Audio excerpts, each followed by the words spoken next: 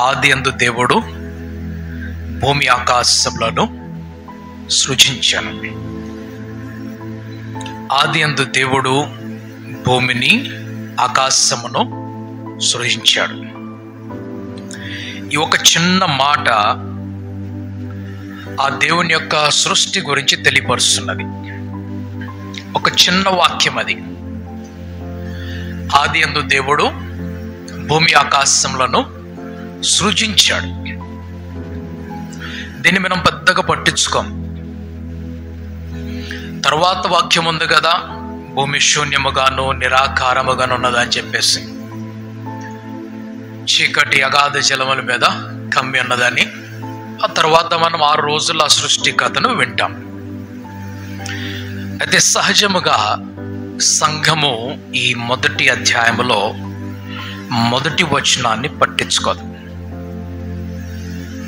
దేవుడు ఆదియందు భూమి ఆకాశములను సృజించాడు. భూమి ఆకాశములను అని ప్లూరల్ రాసున్నదా లేకుంటే సింగులర్ ఉన్నదా? ప్లూరల్ ఉన్నది. ఓకే. దేవుడు భూమి ఆకాశంలో అంతే రాస్తున్నది చూడండి. భూమి ఆకాశములను అని ఉన్నది. ఓకే. ఈ గ్రామర్ చూద్దాం మనం ఇక్కడ. ఈ గ్రామర్లో భూమి మరియు ఆకాశమును సృజించను ఒక గ్రామర్, భూములు మరియు ఆకాశములను సృజించను రెండవ గ్రామర్.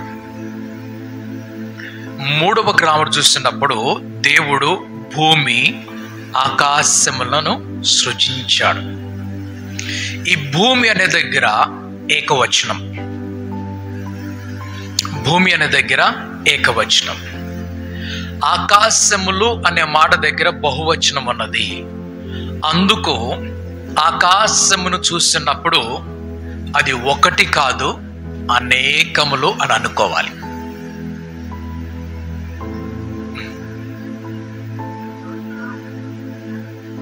అదే అంటున్నాను, ఆకాశములను. ఓకే, ఆకాశములను సృజించను. అలా కాకపోయినట్లయితే దేవుడు భూమి మరియు ఆకాశమును సృజించను అంటది.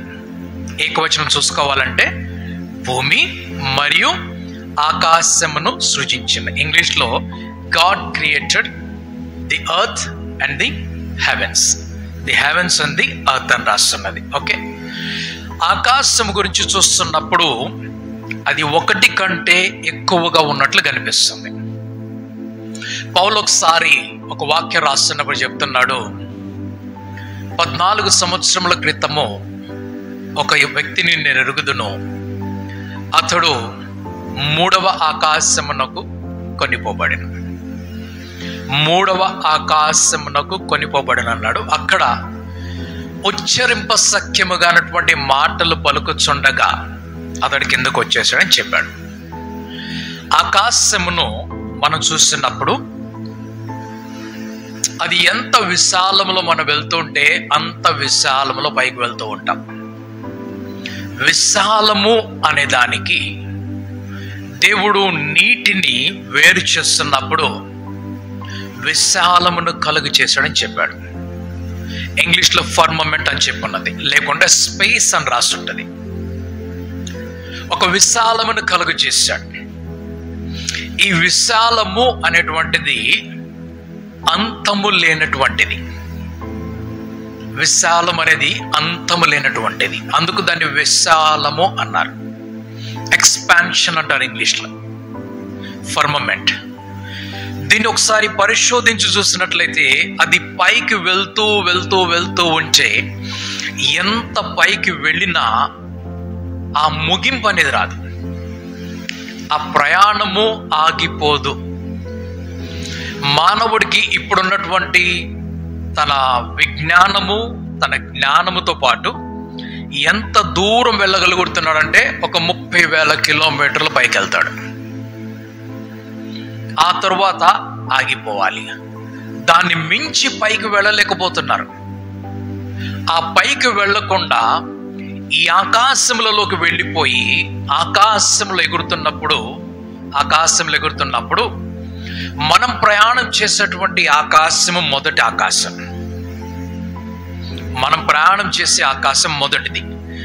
ఈ ఆకాశంలో మన డొమెస్టిక్ ఫ్లైట్స్ చూసినప్పుడు, అంటే ఇండియా లోపల కంట్రీ లోపల తిరిగేటువంటి ఫ్లైట్స్ చూస్తే ఒక 4000 5000 అడుగులు పైకెక్కుతారు. దానికి కొంచెం పైకి వెళ్ళిపోయారు అనుకుందాం. అంటే మన పర్వతములు ఎంత ఎత్తుగా ఉన్నాయో అంత ఎత్తుకు వెళ్తున్నాయి. ఓకే, ఎందుకంటే యాత్ర చిన్నది.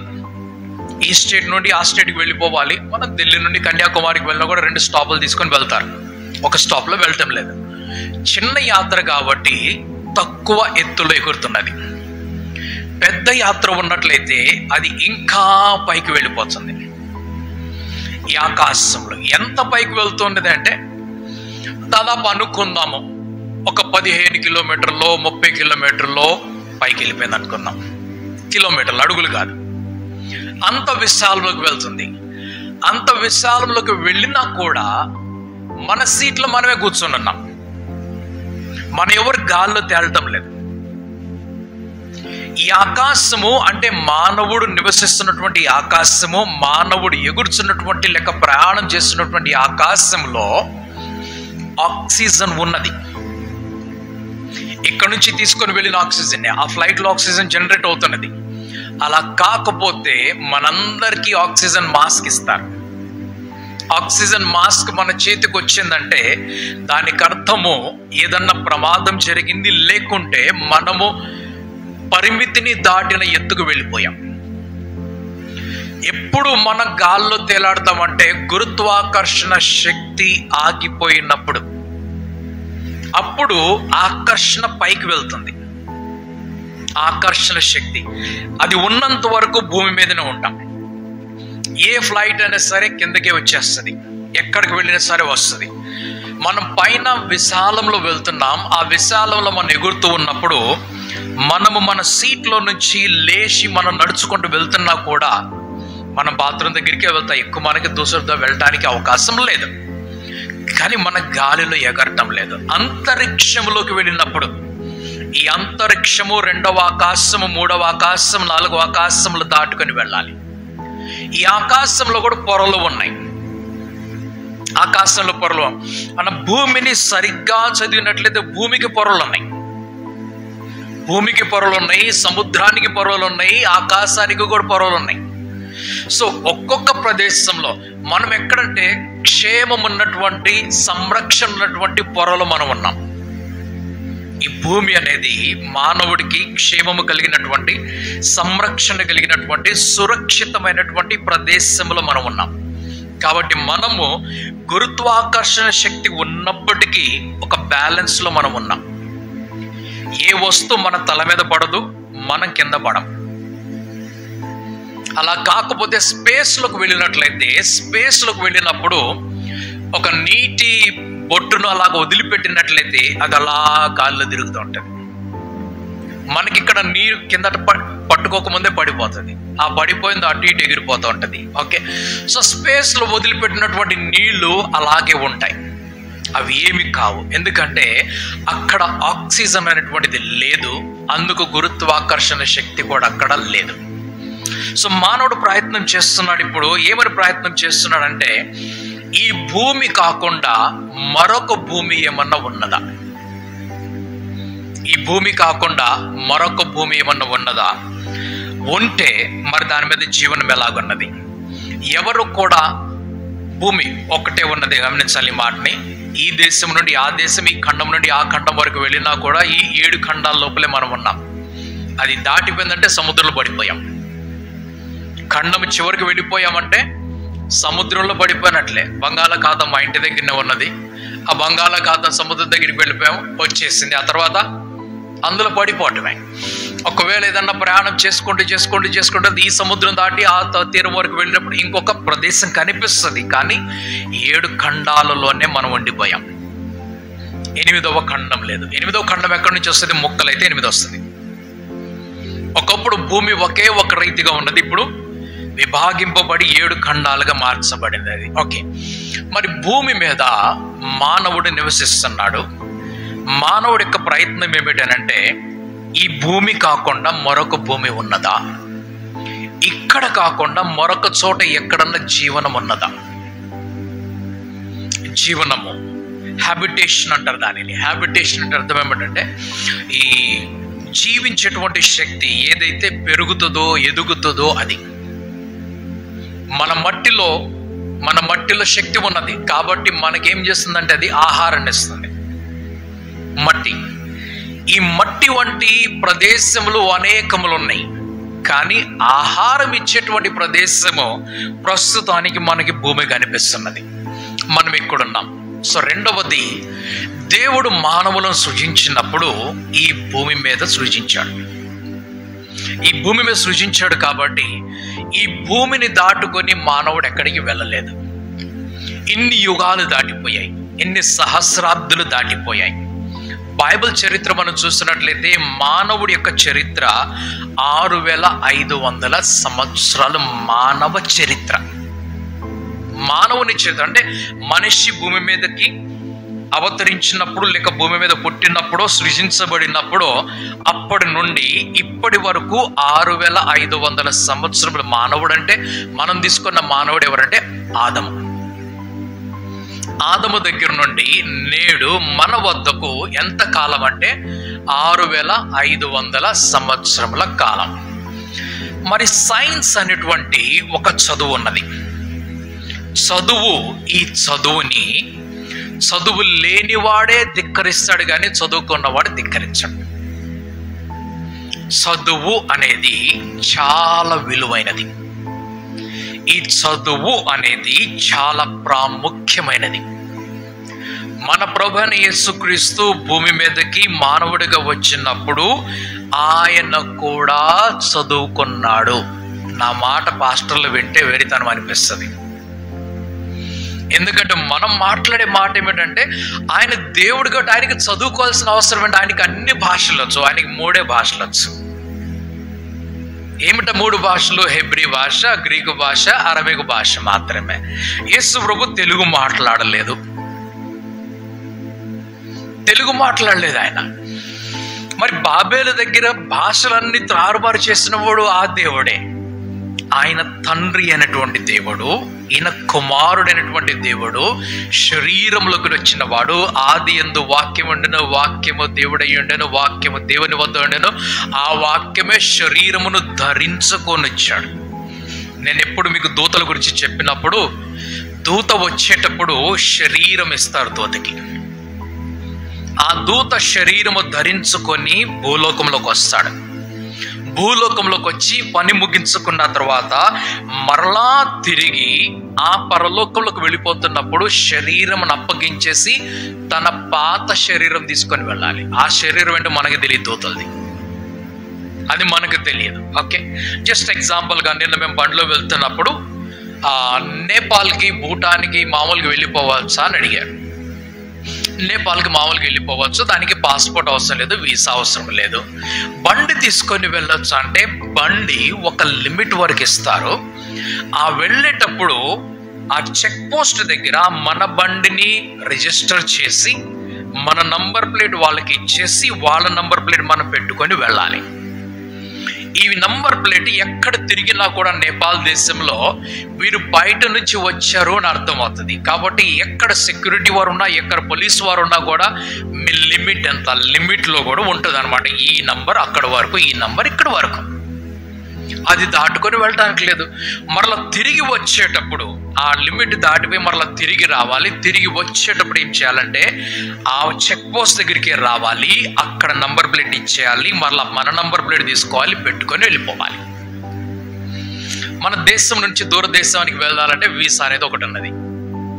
ఆ వీసా ముగింపు వచ్చేలోగా ఏం చేయాలంటే వ్యక్తి మరలా తిరిగి వచ్చేసేయాలి, స్వదేశానికి రావాలి, మరలా వీసా అప్లై చేసుకోవాలి, వెళ్ళాలి. ఓకే, లేదా అక్కడ నుంచి రెన్యూవల్ చేసుకునే అవకాశములు ఉన్నాయి. ఓకే, పరలోకం నుండి వచ్చినటువంటి దూతలు కూడా వారి శరీరములను ధరించుకొని వచ్చి, మానవ శరీరం ధరించుకొని వచ్చి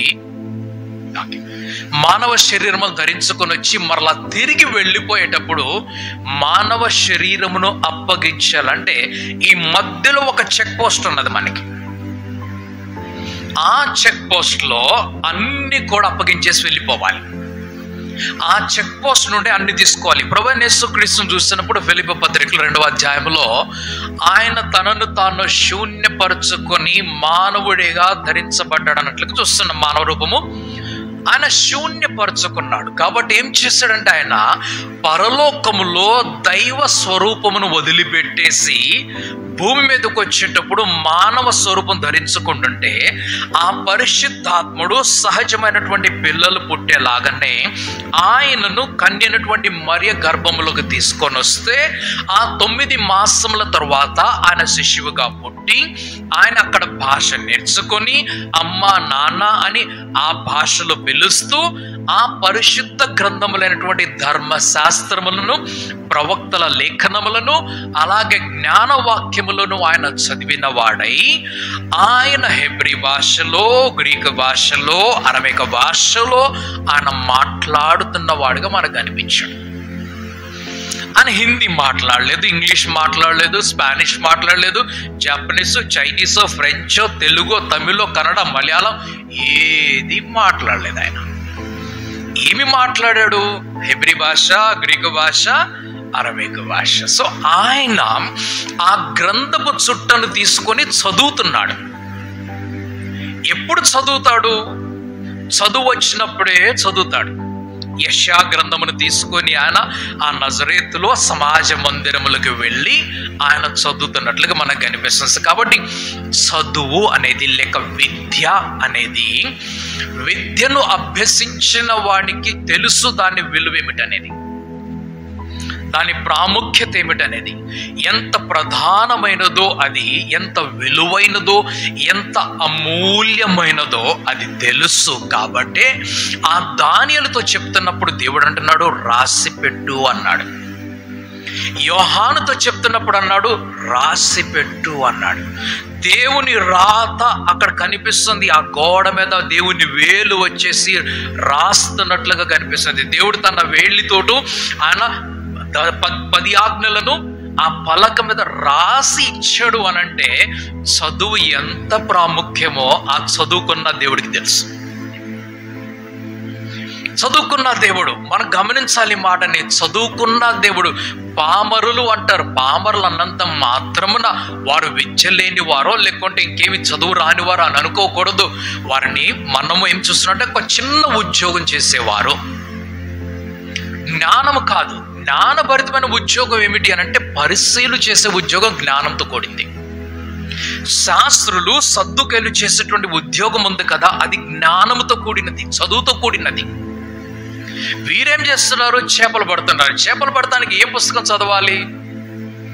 పేతురుకి చాలా బాగా తెలుసు. సముద్రం యొక్క విద్య ఏమిటో పేతురుకి తెలుసు.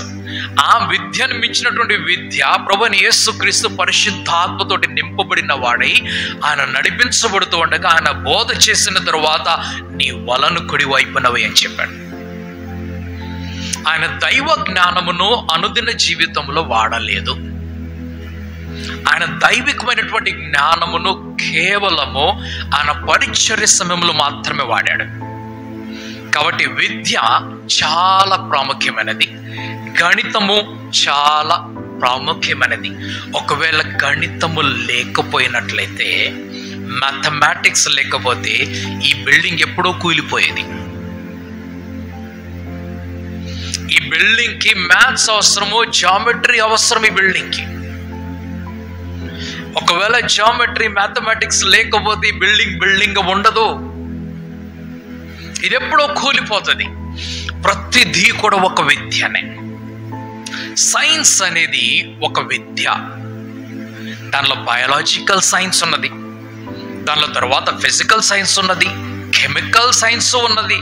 ఇవన్నీ కూడా విద్యలై ఉన్నవి.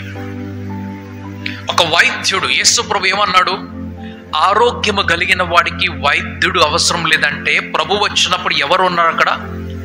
వైద్యుడు ఉన్నాడు. వైద్యుడు ఉన్నాడు. దీనికి ప్రమాణం ఏమిటి అని అంటే, ఒక స్త్రీ 12 సంవత్సరములుగా రోగముతోటి బాధపడినది. ఆమె అన్ని ప్రయత్నములు చేసి తన ధనమంతా కూడా వైద్యములో ఖర్చు పెట్టుకున్నది విశ్వాసంలోకి వచ్చింది. మరి ఏమనాలి ఇప్పుడు?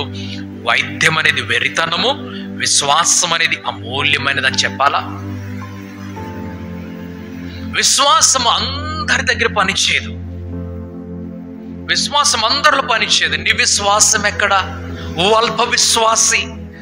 ఓకే, మా విశ్వాసముని పెంచు అని చెప్పేసి శిష్యులు అడుగుతూ ఉంటే, ఆవగింజంత విశ్వాసం చాలు అంటే అందరి దగ్గర ఆవగింజంత విశ్వాసము లేదు.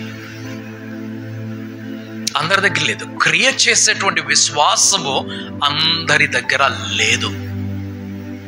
విశ్వాసము మనలను రక్షిస్తున్నది, విశ్వాసము మనలను స్వస్థపరచుతున్నది, విశ్వాసము మనకి ఆరోగ్యం ఇస్తున్నది, విశ్వాసం మనలను పరలోకానికి తీసుకొని వెళ్తుంది. విద్య తీసుకొని వెళ్తాం. ఏ విద్య? సైన్స్ విద్య మనలను పరలోకానికి తీసుకొని వెళ్ళదు. గణితము మనలను పరలోకానికి, సాంఘికము మనలను పరలోకానికి తీసుకొని వెళ్ళదు. ఈ భాషలు మనలను పరలోకానికి తీసుకొని వెళ్ళవు. ఏమి తీసుకొని వెళ్తుందనంటే, ఆ విశ్వాసము ఒకటే. ఒకడు విశ్వాసం మూలముగా ఆయనను ప్రభువు అని అంగీకరించినప్పుడు, తన పాపముల విషయమైన ప్రాయశ్చిత్తపడినప్పుడు, క్షమాపణ కోరుకున్నప్పుడు, ప్రభు అయిన యేసు క్రీస్తు ధారపోసినటువంటి ఆ రక్తము, 2000 సంవత్సరం క్రితము పోసినటువంటి ఆ రక్తము ఈరోజు పనిచేస్తుంది. ఈరోజు ఎప్పుడు? నేను విశ్వసించినప్పుడు ఆ ప్రభావము ఉన్నది, ఆ శక్తి ఉన్నది, ఆ జీవము ఉన్నది, ఆ రక్షణ శక్తి సామర్థ్యము అలాగే నిలిచి ఉన్నది. ఎప్పుడైతే ఈ లోకంలో ఉన్నవాడు, ఈ యుగములో ఉన్నవాడు ఆయన దగ్గరికి వచ్చే ప్రభువా నన్ను రక్షించనంటాడో, అప్పుడు ఆ శక్తి ఈ వ్యక్తి మీదకి వస్తుంది. ఇందుకు కావాల్సినది ఏమిటి అనంటే విశ్వాసము. విద్య ప్రాముఖ్యము. విద్య ప్రాముఖ్యము. ప్రభు అయిన యేసుక్రీస్తు ఆయన బెత్లెహేములో జన్మించాడు. ఆయన బెత్లెహేములో జన్మించినటువంటి విషయము ఎవరికి తెలియదు. ఆయన బెత్లెహేములో ఎఫ్రతాలో జన్మిస్తాడు అని తెలుసు. ఎందుకంటే మీకా ముందుగా రాశాడు, జన్మిస్తాడు అని చెప్పేసి రాశాడు. కానీ ఆయన జన్మించాడు అని ఎవరికి తెలియకపోతే, ఏ దూతలనైతే ఆయన పరలోకం నుండి భూమి మీదకి పంపించాడో ఆ దూతలు వచ్చి ఈ గొల్లలకు తెలియపరుస్తున్నారు, అయ్యో ఇక్కడేం చేస్తున్నారు మీరు? అక్కడ ఆ పశువుల పాకలో పొత్తిగుడ్డలలో చుట్టబడినటువంటి ఒక శిశువు మీకు కనబడతాడు, ఇదే దానికి ఆనవాలు, మీరు వెళ్ళి ఆయన చూడండి, ఆయన లోకరక్షకుడు అని చెప్పాడు. ఓకే, దూతలు వచ్చి తెలియపరిచారు. దూతలు చెప్పే వరకు తెలుసా ఎవరికన్నా? ఎవరికి తెలియదు. దూతలు వచ్చి చెప్పే వరకు తెలియదు. పుడతాడు అని దూత వచ్చి మరియమ్మతో చెప్తే, పుడతాడు అని దూత వచ్చి ఆ యొక్క యోసేపుతో చెప్తే వారు విశ్వసించారు. కాబట్టి 9 మాసముల శిశువుని కాపాడారు. ఇప్పుడు జరిగింది ఏమిటి? ఆయన జన్మించాడు అని చెప్పినప్పుడు వీరెవరికి తెలియదు. ఆ దూతలు చెప్పే వరకు తెలియదు. దూతలు చెప్పిన తర్వాత వీరందరూ వచ్చి చూశారు. చూసి వీరు వెళ్ళి చాలా మందికి చెప్పారు. ఓకే, చెప్పిన తర్వాత ఏమి జరిగిందంటే, ఎక్కడో తూర్పు దేశంలో నక్షత్రములను చదివేటువంటి ఒక విద్య ఉన్నది. తూర్పు దేశంలో వారి శాస్త్రములలో రాయబడినది ఏమిటనగా, ఒక మహనీయుడు పుట్టినప్పుడు ఆయన రాజుగా పుడతాడని చెప్పేసి, ఆయన ప్రభువులకు ప్రభు పుడతాడని ఆ వాక్యము, ఆ మాట, ఆయన పుట్టినప్పుడు ఆకాశంలో ఒక నక్షత్రం పుడుతుందని ఈ నక్షత్రము గురించి మీకా చెప్పలేదు, ఈ నక్షత్రము గురించి యెషయా చెప్పలేదు. ఈ నక్షత్రం గురించి ఎవరు చెప్పకపోతే ఆ జ్ఞానులకు వారి శాస్త్రం తెలియపరిచినప్పుడు ఆ నక్షత్ర శాస్త్రమును ధర్మశాస్త్రంతో కలపబడినటువంటి ప్రవక్తల లేఖనాలను ఈ హేరోదు చూసి రెండింటిని కలుపుతున్నాడు. ఎవరో కాదు, ఆ జ్ఞానులు కాదు కలిపింది ఈ మాటని. ఇక్కడ ఉన్నటువంటి ప్రవక్తలు కాదు కలిపింది. హేరోదు ఏమంటున్నాడంటే, ఎవరో రాజకుమారుడు పుట్టాడంట, నాకు తెలియదు. ఎందుకు ఆయన చేయాల్సింది పని అంటే, రాజకుమారుడు వచ్చాడు కాబట్టి వారసుడు వచ్చాడు కాబట్టి నా సింహాసనం పోయింది, నా రాజ్యం పోయింది ఇప్పుడు. ఎందుకంటే అసలైనటువంటి ఉత్తరాధికారి వచ్చేసాడు, వారసుడు వచ్చేసాడు. అందుకు ఆయన కలవరంతో ఆయన ఎక్కడ పుడుతున్నాడో ఒకసారి గమనించండి, కనుకంటి పెట్టండి ఒకసారి అన్నాడు. అప్పుడు ఈ ధర్మశాస్త్రం తెలిసిన వారిని, ప్రవక్తల లేఖనాలు తెలిసిన వారిని, ఈ యూదులను, ఈ పరిసయ్యులను పిలిపించినప్పుడు, ఈ జ్ఞానులను పిలిపించినప్పుడు వారంటున్నారు, ఇదిగో ధర్మశాస్త్రము, ఇదిగో ప్రవక్తల లేఖనములో రాయబడినది, ఆయన బెత్లెహేములోని ఎఫ్రతాలో పుడతాడని. బెత్లెహేము ఎఫ్రతాలో పుడతాడు. మరి మీకెవరు చెప్పారంటే, మాకు ఆకాశంలో ఒక నక్షత్రం కనిపించింది, ఆ నక్షత్రం నడుచుకుంటూ మమ్మల్ని ఇక్కడ దాకా తీసుకొని వచ్చింది. ఇప్పుడు ఏమి శాస్త్రం వారు చదువుతున్నారంటే, నక్షత్ర శాస్త్రమును చదువుతూ ఆయనను నక్షత్రాలలో వెతుకుతున్నారు. వారు కేవలం నక్షత్రాలు కాదు, మన సైంటిస్ట్, మన ఆస్ట్రోనాట్స్ అంటారు, వారిని ఆస్ట్రోనాట్స్ అంటారు. ఎవరు అంతరిక్షంలోకి వెళ్ళిన వారు ఏమి చదువుతున్నారంటే, వారు కేవలము ఆ యొక్క అంతరిక్షమును చదువుతున్నారు, వారు దేవుని చదవటం లేదు. ఈ జ్ఞానులు ఏం చదువుతున్నారు? వారు అంతరిక్షములో దేవుణ్ణి చదువుతున్నారు.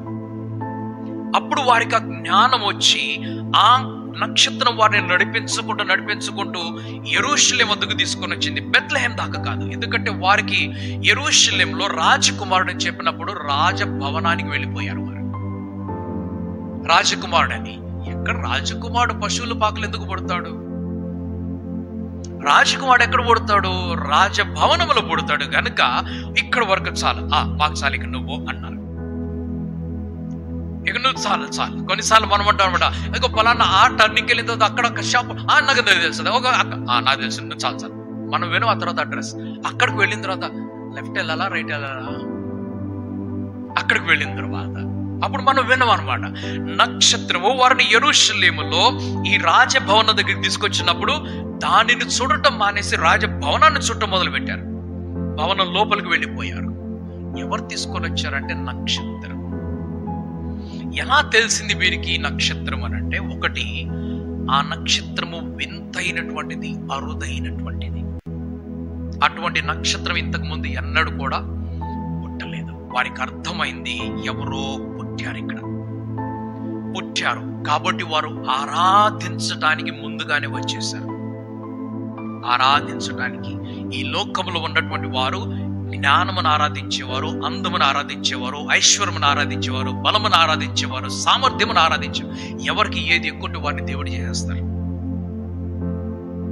కానీ వారు ఆ యొక్క దూత ద్వారా మాట్లాడబడిన వారి స్వప్నములో ఆ ప్రభు గురించి తెలుసుకున్న వారే వచ్చిన మార్గం వెళ్ళకుండా మరలా తిరిగి వేరొక మార్గంలో వెళ్ళిపోయారు. సో ఈరోజు మనం ఏం చూస్తున్నామంటే, అంతరిక్షమును చూస్తున్నాం. అంతరిక్షం గురించి ఇంకా చాలా ఉన్నాయి. నేను రోజు మళ్ళీ మీకు తెలియపరుస్తుంటాను దాని గురించి. ఈరోజు మనకు అవసరమని కొన్ని వాటిలో మనం తెలుసుకుందాం ఇక్కడ. ఓకే, అంతరిక్షము. ఎందుకు మానవుడు అంతరిక్షానికి వెళ్తున్నాడు?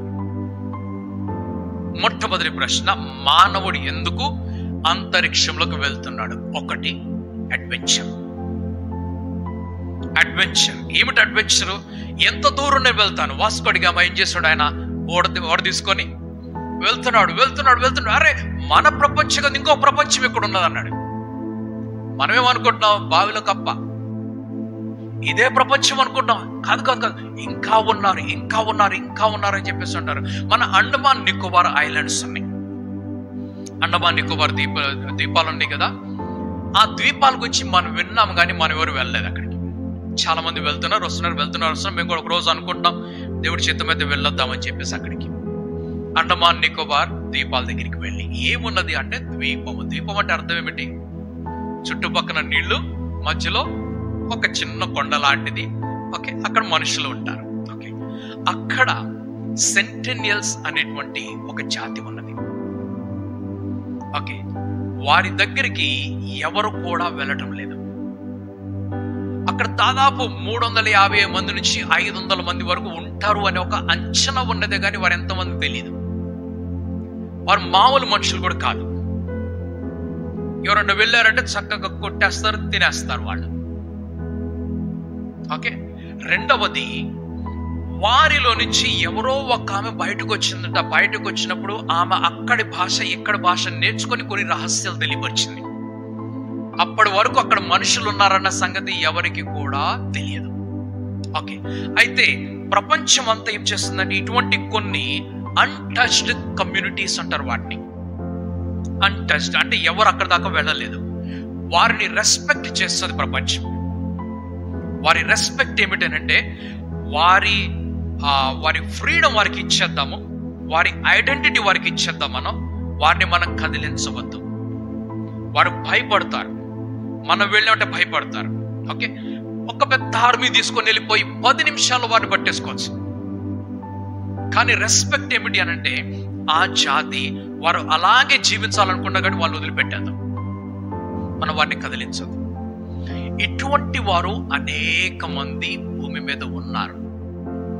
మనమేమనుకుంటాం, సువార్త అందరి దగ్గరికి వెళ్ళిపోయాం కదా, సువార్త మన ఇంటి పక్కకి వెళ్ళలేదు. మనమేమనుకుంటున్నాము, అందరి దగ్గర కనీసం మనిషి వారి దగ్గరికి వస్త్రములు వెళ్ళలేదు, వారి దగ్గరికి మన ఆహారం వారి దగ్గరికి వెళ్ళలేదు, మన ఆలోచన మన మాటలు వారి దగ్గరికి వెళ్ళలేదు. ఇటువంటి అనేకములు ఉన్నాయి. ఓకే. అయితే మానవుడు అడ్వెంచర్ చేసుకుంటూ వెళ్తున్నాడు. ఒకసారి ఒక బండి టెస్ట్ డ్రైవ్కి వెళ్తున్నప్పుడు టెస్ట్ డ్రైవ్ కోసం వచ్చినటువంటి ఆ సేల్స్ పర్సన్ అన్నాడు, సార్ ఇస్కి ఆగే ఆప్ హెలికాప్టర్ అన్నాడు. ఆయన హెలికాప్టర్ అన్నాడు. మీరు బండి బాగా నడుపుతున్నారు సార్, మీకేం సార్, నెక్స్ట్ హెలికాప్టర్ అని చెప్పేసి. అంటే ఇప్పుడు ఒక పని చేస్తున్నప్పుడు ఈ బండి నుంచి ఆ బండి, ఆ బండి నుంచి ఆ బండికి వెళ్ళినప్పుడు నిజంగా వచ్చేస్తుంది, ఆ ఆటోమేటిక్గా కోరికలు పుట్టుకొని వస్తుంది. ఏం కోరిక పుట్టుకొని వస్తుంది? గుర్రం నడపాలి. ఈ బండి నడిపా నా బండి నడిపంటే నెక్స్ట్ బండి ఏమిటి? గుర్రం నడపాలనో లేకుంటే రైలు నడపాలి. రైలుకి అయితే ఇప్పుడు అవకాశం లేదు, వయసు దాటిపోయింది. ఫ్లైట్ నడపవచ్చు, దానికి వయసుతో సంబంధం లేదు. కమర్షియల్ పైలట్ కి ట్రైనింగ్ వెళ్ళాలంటే వెళ్ళొచ్చు, చేసుకోవచ్చు. ఇవన్నీ కూడా గుర్రం నడపాలి, నడుపుకోవచ్చు, వెళ్ళిపోయి. ఇవన్నీ అంటే ఒక మనిషికి ఒకటి అడ్వెంచర్ అనేటువంటిది ఒక కోరిక ఉంటుంది అన్నమాట. ఇది దాటి ఇంకెక్కడ ఈ ప్రపంచం అంతా తిరిగిన వాళ్ళు కొంతమంది ఉన్నారు. ఇంకెక్కడికనంటే ఆకాశంలో తిరగాలని. ఒక ఆయన ఉన్నాడు, ఆయన పేరు ఎలాన్ మస్క్.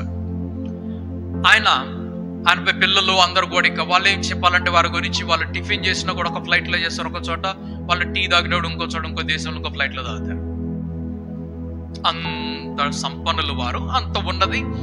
ప్రైవేట్ జెట్స్ ఉన్నాయి, ఇవన్నీ. అంతరిక్షంలోకి వెళ్ళేటువంటి వాహనములను ఆయన కంపెనీ తయారు చేశారు. అంతరిక్షం, ప్రభుత్వం కాకుండా ఆయనకు సొంతముగా అంతరిక్షంలోకి వెళ్ళేటువంటిది. ఓకే. ఇప్పుడు అంతరిక్షంలోకి వెళ్ళటము ఒకటి అడ్వెంచర్ అయితే, రెండవది పరిశోధన. ఒకటి అడ్వెంచర్, నాకు అదొక థ్రిల్, నేను అంతరిక్షంలోకి వెళ్ళాలి. రెండవది అంటే పరిశోధన, రీసెర్చ్. ఏమిటా రీసెర్చ్? ఇంకా ఏమన్నా ఉన్నదా, అక్కడ ఏమున్నది. మూడవది నీడ్, అవసరము. ఏమిటి అవసరము? ఈ భూమి లాంటిది ఒకవేళ జీవనం ఎక్కడ ఉన్నట్లయితే దానిని మనం కనిపెడదాము అని చెప్పేసి. ఇప్పటి వరకు ఏం జరుగుతుంది? అంతరిక్షంలోకి వెళ్ళే వాళ్ళు ఆహారం ఇక్కడి నుంచి తీసుకొని వెళ్ళాలి, అంతరిక్షంలోకి వెళ్ళే నీళ్ళు ఇక్కడి నుంచి తీసుకొని వెళ్ళాలి, అంతరిక్షంలోకి వెళ్ళే వాళ్ళు ఆక్సిజన్ కూడా ఇక్కడి నుంచే. సో సమస్తము కూడా భూమి నుండే సప్లై అవుతున్నాయి. సో దేవుడు ఆది యందు ఏమి సృజించాడంటే, మొదటిగా భూమిని, తర్వాత ఆకాశములను సృజించాడు. ఓకే. మన ఆ ప్రాసెస్ చూస్తున్నప్పుడు ఆయన విశాలములను కలుగజేశాడు. కింద ఉన్నటువంటి నీటిని ఆయన సముద్రములని, పైన దానిని ఆయన ఆకాశము అని పిలిచాడు, ఆ విశాలం అనేది. ఓకే. ఆ తర్వాత ఏం చేశాడు అంటే, ఈ నీటిలో కొంత గాలిని తీసుకొని వచ్చేసి దాన్ని ఆరబెట్టిన తర్వాత అక్కడ నుండి ఆరినటువంటి మట్టిని ఏమన్నాడు? నేల, లేకుంటే భూమి అని అన్నాడు. ఆ రోజు దేవుడు తెచ్చినటువంటి ఆ గాలి ఉంది కదా, ఈ రోజు వరకు మన ఊపిరిది ఆ రోజు తెచ్చింది.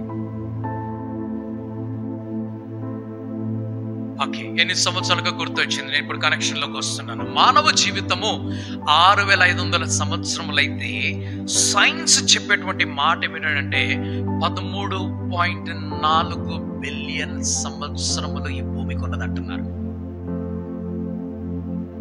ఈ భూమికి, ఓకే, భూమికి గమనించాలి మాట. ఇది వెరితనం, మరలా వెరితనం. ఎవరికి? క్రైస్తవులకి. క్రైస్తవులకి ఏమిటిది?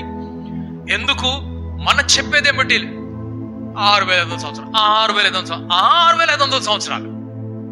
ఓకే, ఎలా చెప్పారు వారు అని అంటే, వారు ఎలా చెప్పారంటే, వారు ఆ విద్యను ఉపయోగించి చెప్పారు.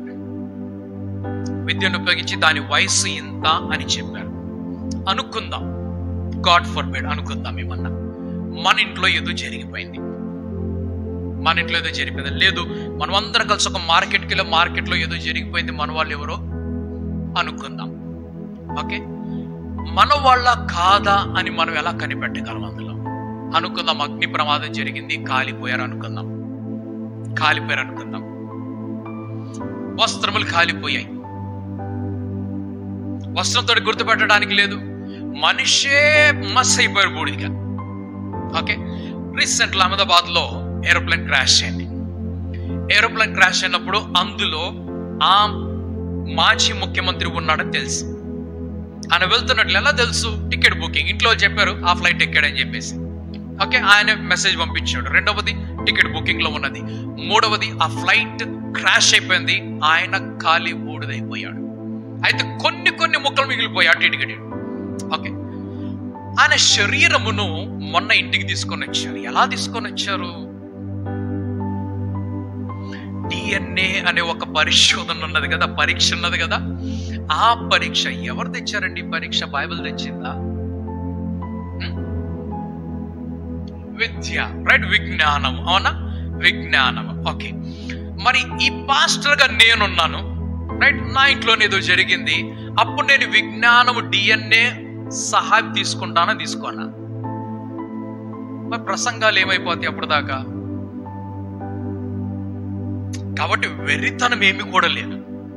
ఓకే, ఏమిటి వెర్రితనం అంటే ఏమంటారు? రక్షణ అనేటువంటిది ఎవరికి వెర్రితనము? ఎవరైతే అవిశ్వాసంతో ఉన్నారో వారికి వెర్రితనం. అది వెర్రితనము. మనకు వెర్రితనం ఉండకూడదు, మనకి వివేకం ఉండాలి. వివేకం ఉన్నప్పుడు, అందుకే చాలా మంది అంటుంటారు బైబిల్ ఎంత చదవాలా సార్ అని అడుగుతూ ఉంటారు నన్ను. ఏం అవసరం ఉంది బైబిల్ చదవటం? 4 మాటలు చదువుకొని ఇటు నుంచి అటు అటు నుంచి ఇటు చెప్పేస్తే 40 నిమిషాలు వెళ్ళిపోతుంది అట్లాగే. అందుకనే కథలు ఉంటాయి. మన దగ్గర 40 నిమిషాలు ఏమైనా ఒక కథ రాదు ఇందులోకి,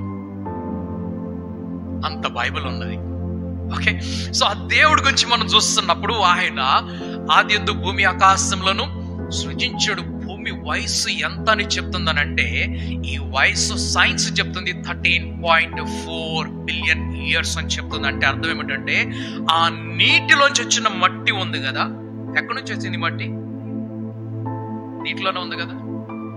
1వ అధ్యాయం 1వ వచ్చిన తర్వాత మొత్తం ఏమున్నది? అందులో నీళ్లు ఉన్నాయి. నీళ్ల మీద ఏమున్నది? అంధకారం ఉన్నది. అంధకారం మీద ఏం అల్లాడుచున్నది? దేవుని ఆత్మ అల్లాడుచు ఉండగా. ఓకే, ఏమి చేశాడు ఆయన? ఆ నీటిలో నుండి ఆరినటువంటి నేలను తీసుకొని వచ్చి ఆ మట్టిలో నుండే సమస్తాన్ని తెచ్చాడు. ఏం తెచ్చాడు? మొక్కలు తెచ్చాడు, పక్షులు తెచ్చాడు, పశువులు తెచ్చాడు. తర్వాత ఆ సూర్యుడిని ఆకాశంలో, ఆ చంద్రుడిని ఆకాశంలో, నక్షత్రంలో ఆకాశంలో పెట్టేసుకుంటూ వచ్చాడు ఆయన దేవుడు. మానవుని ఎక్కడి నుంచి తీశాడు? అందులోంచి వచ్చాడు. ఓకే, సో ఏమి చెప్తుంది సైన్స్ అనంటే, ఈ మట్టి యొక్క ఆయుష్ ఉన్నది కదా, మట్టి ఆయుష్. ఏ ఆయుష్ ఇది? నీటి లోపల ఉన్న మట్టి. Energy can neither be created nor be destroyed అని చెప్తుంది సైన్స్. ఎనర్జీని మనము సృజించలేము, దానిని నశింపచేయలేము. ఏమి చేస్తాం? ఒక ఫామ్ నుండి ఇంకొక ఫామ్ తీసుకొని వెళ్తాం, మారుస్తాం, రూపాన్ని మారుస్తాం, అంతే, రూపాన్ని మారుస్తూ ఉంటాం. ఓకే, మానవుడు ఎక్కడి నుంచి వచ్చాడు? ఆత్మ దయచేసినటువంటి దేవుని వద్ద నుంచి వచ్చాడు. అక్కడ ఉన్న మనం ఇక్కడికి వచ్చాం. అక్కడ ఎలాగున్నా మనకి ఇప్పుడు తెలియదు. అక్కడున్న మనం ఇక్కడికి వచ్చాము. ఇక్కడున్న మనము ఇప్పుడు శరీరంలో ఉన్న ఈ శరీరము మట్టి కట్టి మట్టి తిరిగి మరలా మట్టికి వెళ్ళిపోతుంది. ఆత్మ ఎక్కడికి వెళ్ళిపోయింది? వచ్చిన ప్రదేశానికి వెళ్ళిపోయింది. అక్కడి నుంచి మనం ఎక్కడికి వెళ్తాం తర్వాత దేవుడు చెప్తాడు. ఓకే, సో ఇప్పుడు ఏమి జరుగుతుందనంటే మానవుడు చేసినటువంటి ప్రయత్నము భూమి వంటి భూములు ఏమన్నా ఉన్నాయా అంటే దానికి సమాధానము అవును ఉన్నాయి అని అర్థం. దానికి సమాధానం ఓకే ఉన్నవి. ఏవి? సిమిలర్ టు ఎర్త్ అన్నమాట. భూమికి సమానమైనటువంటి, భూమిని పోలినటువంటి భూములు మనకు కనిపిస్తూ ఉన్నాయి. ఓకే, కానీ అదొక డూప్లికేట్ మాత్రం కాదు. అది భూమికి డూప్లికేట్ మాత్రం కాదు అది. ఓకే, సో మనకు ఒక సోలార్ సిస్టమ్ అనేది ఉన్నది. ఆకాశముల గురించి చెప్పినప్పుడు ఆయన ఎన్ని ఆకాశంలో సృజించాడో ఇప్పుడు మనకి తెలీదు. ఎన్ని ఆకాశంలో సైన్స్ కనిపెట్టిందో నెక్స్ట్ వీక్ నేను చెప్తాను. ఎన్ని ఆకాశంలోకి మనం వెళ్ళాము. ఓకే, బైబిల్తో వెళ్ళిన వారు ఏం చేశారంటే వాళ్ళు చెప్పాడు దేవుడు ఆకాశ విశాలములను కలుగు చేశాడని చెప్పాడు. కొన్ని మాటలు. ఓకే, కానీ బైబిల్ మనల్ని అక్కడ దాకా తీసుకొని వెళ్ళదు. ఏం తీసుకొని వెళ్ళింది? టెక్నాలజీ తీసుకొని వెళ్ళింది. కమ్యూనికేషన్ టెక్నాలజీ, ఆటోమొబైల్స్ మనల్ని తీసుకుంది, మషినరీ మనల్ని తీసుకొని వెళ్ళిపోయింది. ఒక్కొక్క యుగంలో ఒక్కొక్క ఆవిష్కారం జరుగుతూ ఉన్నది. ఇప్పుడు ఏం జరుగుతుంది? ఎలక్ట్రానిక్ యుగం నడుస్తుంది. ఇప్పుడు ఎలక్ట్రానిక్ యుగం నడుస్తుంది. మెకానికల్ యుగం అయిపోయింది, కమ్యూనికేషన్ యుగం దాటిపోయింది. తర్వాత ఏమంటారు, ఇది మెడికల్ యుగం ఒకటి వచ్చేసింది. ఇవన్నీ ఫార్మస్యూటికల్ యుగము. మన యుగాలు దాటుకొని వెళ్ళిపోతున్నాం. ఒక్కొక్క యుగంలో ఒక్కొక్క దాన్ని కనిపెడుతూ ఉన్నారు. ఓకే, సో ఉన్నాయి అని చెప్పడానికి కారణం ఏమిటి అని అంటే నాసా అనేటువంటి ఒక స్పేస్ స్టేషన్ ఉన్నది, ఒక రీసెర్చ్ సెంటర్. ఎక్కడ ఉన్నదంటే అది అమెరికాలో ఉన్నది. ఓకే, సో అమెరికాలో ఉండి అది ఆ పరిశోధనలు చేస్తూ ఉన్నది. సో నాసా ఆ తర్వాత టెస్ అనేటువంటి TESS అనేటువంటి 2 మిషన్స్ కలిసి ఇటువంటి సంభావన కలిగినటువంటి ఎటువంటి భూలోకం వంటి లోకాలు ఒక సంభావన ఉన్నది అని చెప్పేసి కొన్ని నిర్ధారణకు వాళ్ళు వచ్చారనమాట. ఏమున్నదంటే అక్కడ లిక్విడ్ వాటర్ కనిపిస్తుంది. లిక్విడ్ వాటర్ ఎప్పుడు వస్తుందనంటే 2 హైడ్రోజన్లు ఒక ఆక్సిజన్ కలిసినప్పుడు H2Oగా మార్చబడి. ఎవరు చెప్పారు ఇది? బైబిల్ చెప్పిందా మనకి? సైన్స్ చెప్పింది. అంటే కెమికల్స్ ని, గ్యాసెస్ ని, రైట్, ఈ వేపర్స్ ని, వీటన్నిటిని ఎవరు చదువుతున్నారంటే కెమికల్ సైన్స్ ఒకటి ఉన్నది, దాన్ని కెమిస్ట్రీ అని అంటారు. ఫిజికల్ సైన్స్ వేరు, కెమికల్ సైన్స్ వేరు, బయాలజికల్ సైన్స్ వేరు. ఇవన్నీ కూడా సైన్సెస్ వేరుగా ఉన్నాయి. ఓకే, సో ఏమని తెలియపరుస్తున్నారంటే సంభావన ఉన్నది దేని కొరకు అనంటే లిక్విడ్ ఉన్నట్లుగా, లేకుంటే నీరు దొరికినట్లుగా. కానీ ఇప్పటి వరకు దొరకలేదు. ఉండొచ్చు కొన్ని చోట్ల ఉండొచ్చు అంటున్నారు. ఓకే, హ్యాబిటబుల్ జోన్ అని చెప్పేసానంటే జీవనము లేక జీవము కలిగినటువంటి ఒక ప్రదేశం. అది మనమున్న ప్రదేశము, ఈ ప్రపంచం ఎటువంటిదంటే ఇట్స్ కాల్డ్ హ్యాబిటబుల్ జోన్. ఇక్కడ ఉన్నది. ఇక్కడ మనం వెతకాల్సిన అవసరం లేదు. ఇక్కడ మనము కళ్ళు మూసుకొని పరిశోధన చేయొచ్చు. ఈరోజు వెతకాల్సిన అవసరం లేదు. అలా నడుచుకుంటూ వెళ్ళిపోయి 4 విత్తనాలను విత్తేసామంటే ఒక 2-3 సంవత్సరాల చూస్తే పెద్ద పంట వచ్చేస్తుంది. అక్కడ పెద్ద చెట్లు కనిపించేస్తున్నాయి. సో ఇక్కడ మనం చేయాల్సిన పని లేదు. ఎక్కడ పడితే అక్కడ విత్తనాలు తీసుకొని వెళ్ళిపోతున్నాం, లేకపోతే నీళ్లు మోసుకొని వెళ్తున్నాం. ఆ బంజరు భూమిని కూడా మనము సారవంత భూమిగా మార్చుకుంటూ వెళ్ళిపోతున్నాం. దుబాయ్, మిడిల్ ఈస్ట్ లో ప్రదేశాల్లో, డెజర్ట్ ల్యాండ్స్ లో అక్కడ వర్షాలు ఉండవు కాబట్టి అక్కడ ఆర్టిఫిషియల్ రైన్స్ కురిపిస్తారు. వారు ఏమంటారంటే క్లౌడ్ సీడింగ్ అంటారు దానిని. క్లౌడ్ సీడింగ్ అంటే వారు ఆ మేఘములు ఏర్పడే విధముగా కొన్ని సీడ్స్, అంటే ఆ వేపర్స్ వాళ్ళు క్రియేట్ చేసుకుంటూ వెళ్తారు. So that's artificial. మనలాగే ఋతువులు మారినట్లుగా వారికి కూడా మారిపోయి. ఎప్పుడు జరిగింది అది? వారి విమానాలు, యంత్రాలు వినప్పుడు. ఈ సైన్సే లేకపోతే క్లౌడ్ సీడింగ్ ఎక్కడి నుంచి వచ్చింది? 120 సంవత్సరం నోవా ఎదురు చూశాడు వర్షం కోసం. 120 సంవత్సరాలు. ఓకే, ఆ వర్షము కోసం, రైట్. సో హ్యాబిటబుల్ జోన్ అనేటువంటిది, దానికి ఏమి అవసరం అని అంటే ఈ హ్యాబిటబుల్ జోన్కి ఒక సూర్యుడు అవసరం, ఒక చంద్రుడు అవసరం, ఆ తరువాత అనేకమైనటువంటి నక్షత్రములు అవసరం, దానితో పాటుగా అనేకమైన గ్రహములు అవసరం. గ్రహాలు కావాలి, ప్లానెట్స్ అంటారు వాటిని. సోలార్ సిస్టమ్, గ్యాలక్సీస్ అంటారు. పైన ఉన్నటువంటి నక్షత్ర పాలపొత్తులు ఇవన్నీ మనం చూస్తాక, మిల్కీ వేస్ ఇవన్నీ కూడా అవి రకరకాల. వాటి గురించి కూడా మనం ధ్యానం చేద్దాం. చైనా అనేటువంటి ఒక దేశం ఉన్నది. దాన్ని మనము డూప్లికేట్ దేశంగా చూస్తాం. చైనా దేశము డూప్లికేట్ దేశముగా చూస్తాము. అయితే ఈ డూప్లికేట్ దేశము డూప్లికేట్ సూర్యుడిని కనిపెట్టింది. చైనాని మనము ఎలాగంటే క్రైస్తవులు స్పెషల్లీ పాస్టర్స్ సైన్స్ని వాటన్నిటిని కూడా వెరితనముగా విలువలేని వాటిగా మాట్లాడినట్లుగా మన ఇండియా వాళ్ళు చైనాని ఏమంటారు? చైనా అంటారు. ఏమంటారు? చైనా వాళ్ళు అంటారు. చైనా నుంచి వచ్చినటువంటి డాక్టర్ ఎక్కడ చదువుకున్నట్టు చైనా అంటే, అమ్మా నేను ఇంటికి వెళ్ళిపోతున్నానయ్యా, నన్ను క్షమించయ్యా. ఇంకో డాక్టర్ దగ్గరికి వెళ్తాను. ఎందుకు? నువ్వు ఎక్కడి నుంచి వచ్చావు? చైనా నుంచి వచ్చావు, రైట్? చైనా ఏం చేసిందంటే ఒక సూర్యుడిని తయారు చేసింది. ఎందుకంటే ఆ దేశానికి తెలుసు ఒక రోజు సూర్యుడు ఉండడు అని వాళ్ళకి తెలుసు. సూర్యుడు లేకపోతే భూమి లేదు. ఈ హ్యాబిటబుల్ జోన్ అని చెప్తున్నాను కదా, ఆ హ్యాబిటబుల్ జోన్లో అన్నిటికంటే ప్రాముఖ్యమైనది ఫోటోసింథసిస్ కలగాలి అని అంటే ఎక్కడి నుంచి కలుగుతుంది? లేకపోతే లేదు. మన సైన్స్ చదువుకోవాలి. ఎంత స్కూల్స్ వదిలిపెట్టినా కూడా మనం మరలా చదువుకోవాలి. ఆ సూర్యుడు లేకపోతే ఇది లేదు అసలు. ఆ సెల్స్ అనేవి ఫామ్ కావు, ఆ విత్తనము మొక్కగా మార్చబడదు, ఆ మొక్క ఆకులు తీసుకురాదు, ఆకులు కొమ్మలుగా మార్చబడవు. సూర్యుడు చాలా ప్రాముఖ్యం. సూర్యుడు కొన్ని ప్రదేశములలో కనిపించడు, అయినా కూడా సూర్యుని ప్రభావం ఉంటుంది. కొన్ని ప్లేసెస్లో కంప్లీట్ మైనస్ టెంపరేచర్ వెళ్ళిపోతుంది. ఆ మైనస్ టెంపరేచర్లో సూర్యుడు కనపడడు. అలాగని చెప్పి సూర్యుడు అక్కడ లేడని చెప్పాలా మనము? ఉన్నాడు సూర్యుడు, కానీ ఆయన ప్రభావం అక్కడ ఉన్నది కనిపించడు. ఓకే, సో మనకి ఇవన్నీ కూడా హ్యాబిటబుల్ జోన్లో మనం ఉంటున్నాం కనుక మన పైన దేవుడు అందుకనే మనకు పగటిని ఏలటానికి పెద్ద దీపమును, తర్వాత రాత్రిని వేలటానికి చిన్న దీపమును, ఏమిటది? సూర్యుని చంద్రుణ్ణి, అలాగుననే మనకు ఈ ఋతువులను వాటన్నిటిని మార్చడానికి నక్షత్రములన్నింటి కూడా దేవుడు కలుగు చేశాడు. Okay, alright. So earth size planets కొన్ని ఉన్నాయని చెప్పేసి సైంటిస్ట్ ఎస్టిమేట్ చేస్తున్నారు. అర్త్ సైజ్ ప్లానెట్స్ అనమాట. అంటే భూమికి సరిపడినటువంటి కొన్ని ప్లానెట్స్ ఉన్నవి. అవి కూడా హ్యాబిటబుల్ జోన్స్ కొన్ని ప్రదేశములై ఉన్నవి, మనకు కనిపించవు అవి. ఎందుకనంటే మన సైన్స్ లోపలికి వెళ్ళం కాబట్టి. All right, okay. కొన్ని ప్లానెట్స్ ఉన్నాయి అనమాట. కొన్ని ఎర్త్స్ ఎలాగున్నాయి అంటే వాటిని సూపర్ ఎర్త్ అంటారు. సూపర్ ఎర్త్ అంటే అర్థం ఏమిటంటే భూమిని మించినటువంటి భూమి అని అర్థం. సూపర్ ఎప్పుడు అని అంటాం? సూపర్ అంటే దానికంటే పెద్ద దానిని అంటాం. సూపర్వైజర్, సుపీరియర్, సూపర్లేటివ్ అనే మాట మనం ఎప్పుడు వాడతాము? దీనికంటే గొప్ప, దీనికంటే పెద్దది. కాబట్టి మన భూమి కంటే పెద్దది. దానికి ఇచ్చినటువంటి నంబర్ ఏమిటంటే TOI 715b అని చెప్పేసి అన్నారు. అది ఏమిటనంటే అదొక రాకీ ప్రదేశం, అంటే రాళ్లతో కూడినటువంటి ప్రదేశం. రాళ్ళు ఇప్పుడు ఏమిటంటే పైనంతా కూడా రాళ్ళు రాళ్ళు రాళ్ళు రాళ్ళు కనిపిస్తుంది. మార్స్ అనేటువంటి ప్రదేశంలో మన ఒక ఫోటో బయటకు వచ్చింది. నెక్స్ట్ టాపిక్ వచ్చినప్పుడు చూపిస్తాను దాన్ని.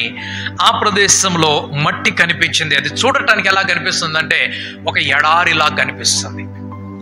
ఇప్పుడు పైకి వెళ్ళినటువంటి కెమెరాస్, ఒకప్పుడు మనకి only black and white photos వచ్చేవి, ఇప్పుడు హై డెఫినేషన్ ఫొటోస్ వస్తున్నాయి, కలర్ ఫొటోస్ మన దగ్గరకు వస్తున్నాయి.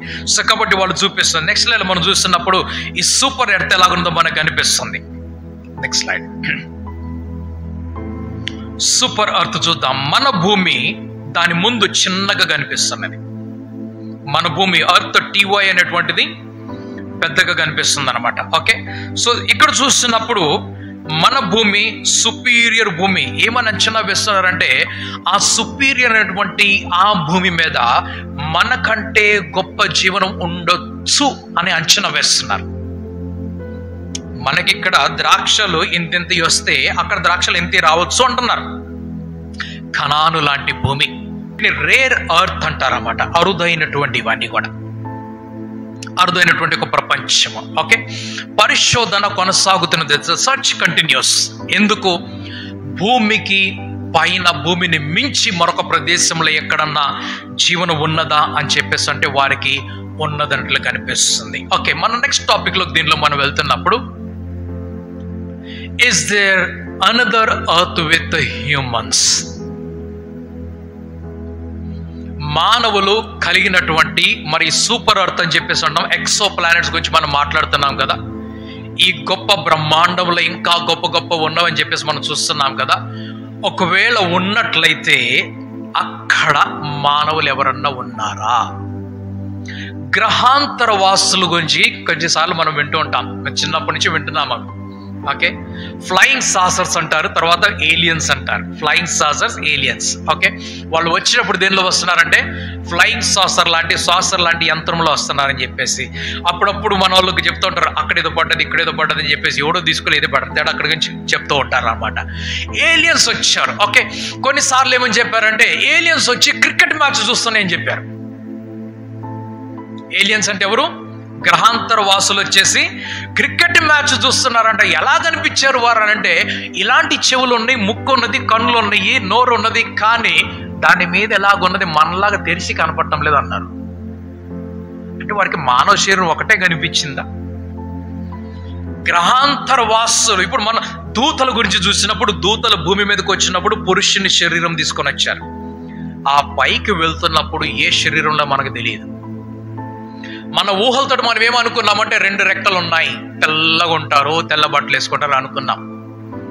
ఓకే, ఆ దేవుడు సృజించినటువంటి ఆ సృష్టిలో ఆ దూతలు సుపీరియర్ బీయింగ్స్ అంటారు.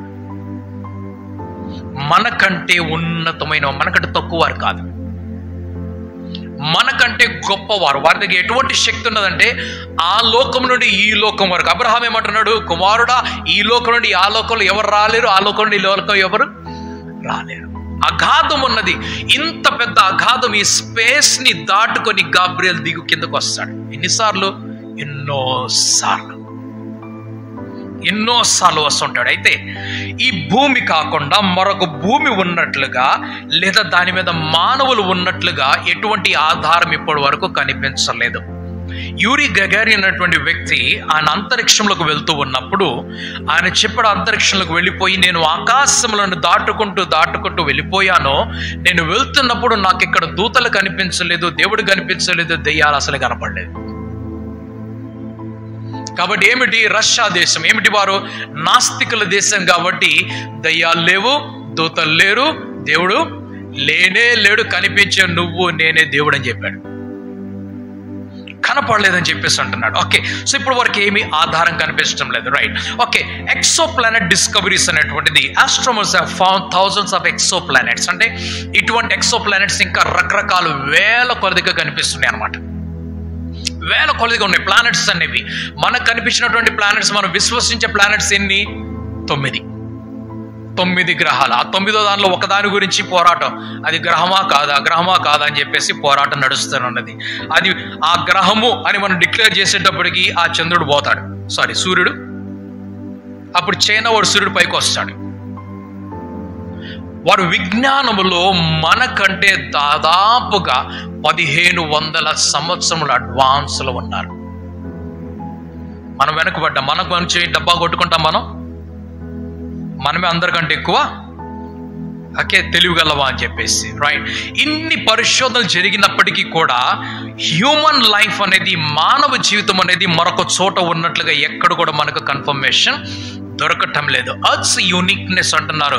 దీని యొక్క యూనిక్నెస్ అంటే దీన్ని ఏమంటారంటే, దీని స్పెషల్ గుణం ఏమిటి అని అంటే, ఈ భూమి మానవుల కొరకును, పశువుల కొరకును, పక్షుల కొరకును, సముద్ర జీవుల కొరకును, ఆ తరువాత ఈ భూమి, ఈ లోకంలో ఉన్నటువంటి మొక్కలు, చెట్లు అన్నిటికీ కూడా జీవనము కలిగించేటువంటి ఏకైక ప్రదేశము ఈ భూమి మాత్రమే.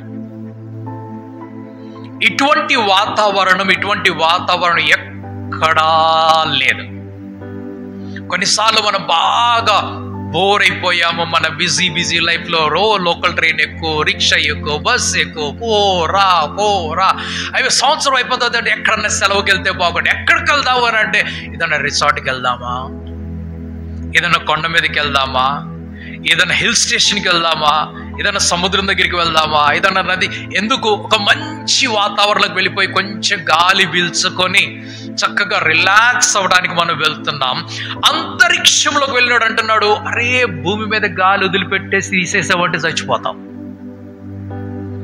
భూమి మీద ఉన్నటువంటి వాతావరణం ఎంత గొప్ప వాతావరణం అని అంటే అది మనం చక్కగా నడవచ్చు, పరిగెట్టవచ్చు, ఎగరవచ్చు, డాన్స్ చేయొచ్చు, పడుకోవచ్చు, కూర్చోవచ్చు, నిలబడవచ్చు. అక్కడ ఇలాగుంటే చాలు వెళ్ళిపోతుంది పైకి పైకి పైకి. ఎక్కడ జుట్టు ఇట్లా పడితే అక్కడ జుట్టు అడ్డ పోతుంది. అన్ని పైకి వెళ్ళిపోతాయి, పైకే పైకే పైకి. మరి పైకి వెళ్తున్నావు రా, పైకి రా అని చెప్పి దేవుడు పిలుస్తుంటే అంత తొందరగా రానంటాడు. ఆ లోకం వేరు, ఏ లోకమో దూతల లోకం వేరు. అక్కడ ఎటువంటి గురుత్వాకర్షణ శక్తి ఉన్నదో మనకు తెలియదు. ఇది ఆ దైవ లోకంలో ఆ దేవుడు 24 గంటల దూతల ముందు కనపడ్డం. దూతలందరూ వాళ్ళ పని మీద భూమి మీద తిరుగుతున్నారు. మనుష్య కుమారులు దేవుని కుమారులు ఆయన ఎదుట ప్రత్యక్షమైనటువంటి సమయం వచ్చినప్పుడు అందులో అపవాది కూడా వారి మధ్యలోకి వచ్చి నిలబడగా దేవుడు అడుగుతున్నాడు, నువ్వెక్కడి నుంచి వస్తున్నాడు? భూమికి అటు ఇటు తిరిగి వస్తున్నానని చెప్పి. అందరు ఇక్కడే పని, డ్యూటీ అందరికి ఇక్కడనే డ్యూటీ.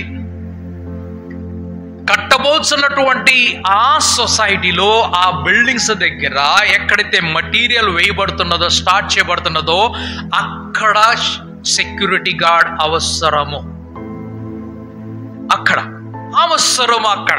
మన కదాన్ దగ్గర పైకి వెళ్ళిపోయి కొండ మీద ఎక్కేసిన తర్వాత అక్కడ సెక్యూరిటీ గార్డ్ అవసరం లేదు. మనం వెళ్తూ ఉంటాం, భూములు కనిపిస్తుంటే అక్కడ ఎవరు సెక్యూరిటీ వాళ్ళు కనిపించరు. ఎందుకు? అక్కడ వారికి అవసరము లేదు. ఎక్కడైతే మానవులు ఉన్నారో అక్కడనే సెక్యూరిటీ కావాలి. ఎక్కడైతే మానవుడి సంపద ఉన్నదో అక్కడే కావాలి. కాబట్టి ఈ భూలోకము, దేవుడు ఈ భూలోకాన్ని సృజించి మానవుడు సృజించినప్పుడు తన పోలికలో తన స్వరూపంలో సృజించుకున్నాడు గనుక ఈ మానవుడిని కాపాడటానికి, మానవుడికి సహాయం చేయడానికి, మానవుడికి అందించడానికి, మానవుడిని క్షేమముగా సంరక్షించడానికి ఆ దేవుడు తన దూతలను, అందరినీ కాదు, అన్ని దూతలు అన్ని పనులు చేయరు. దూతలందరూ అన్ని పనులు చేయరు. ఆ దేవుడి పరిచర్య చేసే దూతలు వేరుగున్నారు. మరలా తీసుకొని వెళ్తాం ప్రకటన గ్రంథంకి వెళ్ళినప్పుడు అక్కడికి.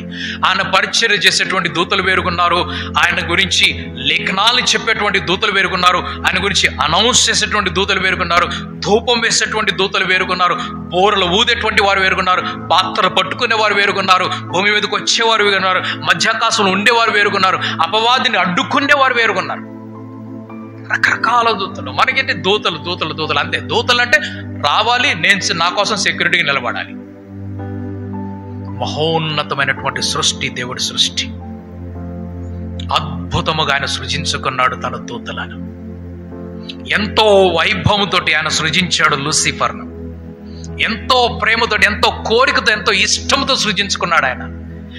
ఆ లూసిఫర్ తప్పిపోయినప్పుడు, ఆయన తన గమ్యం స్థానం నుంచి దిగి కింద పడిపోయినప్పుడు దేవుడు తన పోలికలో, తన స్వరూపములో నరుని సృజించుకుంటే ఆ నరుడు కూడా దేవుడిని వదిలిపెట్టేసి వెళ్ళిపోయాడు. అయినా దేవుడు వదిలిపెట్టలేదు కదా, తన ఏక కుమారుని పంపించాడు, అన్ని కూడా చేశాడు. ఓకే, రీసెర్చ్ అన్ని కూడా ఇప్పుడు నడుస్తూ ఉంది. దేని గురించి? పైన ఆకాశముల గురించి, నక్షత్రముల గురించి, సూర్యుని గురించి. దాని గురించి వెబ్ స్పేస్ టెలిస్కోప్ అనేటువంటి ఒక టెలిస్కోప్ కనిపించింది. ఒక రీసెర్చ్ నడుస్తున్నది ఇప్పుడు. ఆ టెలిస్కోప్ చాలా పెద్ద టెలిస్కోప్. ఓకే, కొన్నిసార్లు మనం టెలిస్కోప్ తీసుకొని అక్కడ ఆకాశం చూస్తూ ఉండాలి. బైనాక్యులర్స్ తోటి మనం కొంచెం ఉన్నటువంటి దూర ప్రదేశాలు చూస్తాం. అన్ని కూడా చేయాలి మనం. ఓకే, ఎందుకంటే ఈ సృష్టి దేవుడు సృజించినది గొప్ప సృష్టి ఉన్నది, అద్భుతమైనటువంటి సృష్టి ఉన్నది. ఆయన ఎంత అద్భుతకరుడో సృష్టిని మనం పరిశోధిస్తేనే మనకు అర్థమవుతుంది, లేకుంటే అర్థము కాదు. సో పాసిబిలిటీ ఏమన్నా ఉన్నదా? మానవులు ఎక్కడ ఉన్నారంటే ఇప్పటికైతే పాసిబిలిటీ ఎక్కడ కూడా లేదు. గ్రహాంతర వాసులు అనేటువంటిది ఒక కల్పితమైనటువంటి కథ మాత్రమే. It's a myth. ఏంజల్స్ ఒకవేళ ఏలియన్స్కి వచ్చారంటే అది కూడా రాంగ్. ఎందుకంటే ఏంజల్స్ ఎప్పుడు కూడా హ్యూమన్స్ రూపంలో, హ్యూమన్స్లో కూడా పురుషుని రూపంలో వస్తారు. బైబిల్ తెలియపరిచింది. నెక్స్ట్ మనం చూసినట్లయితే ఇది బిగ్గెస్ట్ గ్యాలక్సీ ఎవర్ రికార్డెడ్.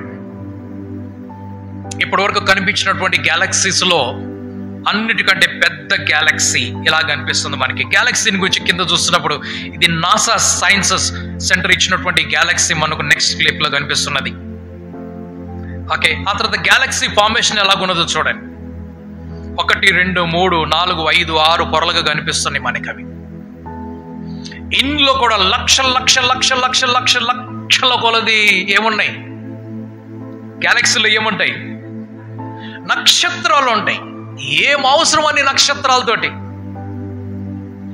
ఇన్ని లక్షల నక్షత్రాలు. నెక్స్ట్ చూసినట్లయితే ఒక ఆర్ట్ పిక్చర్ చూపించారు, ఈ కలర్ఫుల్ ప్లానెట్స్ ఎలాగుంటాయి అని చెప్పేసి ఒక కల్పితమైనటువంటి పిక్చర్ చూపించారు ఇక్కడ. ఆ తర్వాత మనం చూసినట్లయితే how many planets are there in the universe అంటే 10 to the power of 24 అన్నారు. ఎన్ని ప్లానెట్స్ ఉన్నాయట? 10 to the power of 24 observable universe అంటే, అబ్జర్వబుల్ అంటే మనం వెళ్ళి పరిశోధించదగినటువంటి ఆ దూరము, ఆకాశంలో అని చెప్పాను కదా. ఏ ఆకాశం వరకు అయితే ఇప్పుడు వెళ్ళగలుగుతున్నామో అక్కడ వరకు. ఆ తర్వాత మరలా టెక్నాలజీ మనల్ని ఆకాశాన్ని తీసుకొని ఇంకో ఆకాశానికి వెళ్తుంది. ఇప్పుడు అన్అబ్జర్వబుల్ అది, ఇప్పుడు ఇది అబ్జర్వబుల్ అనమాట.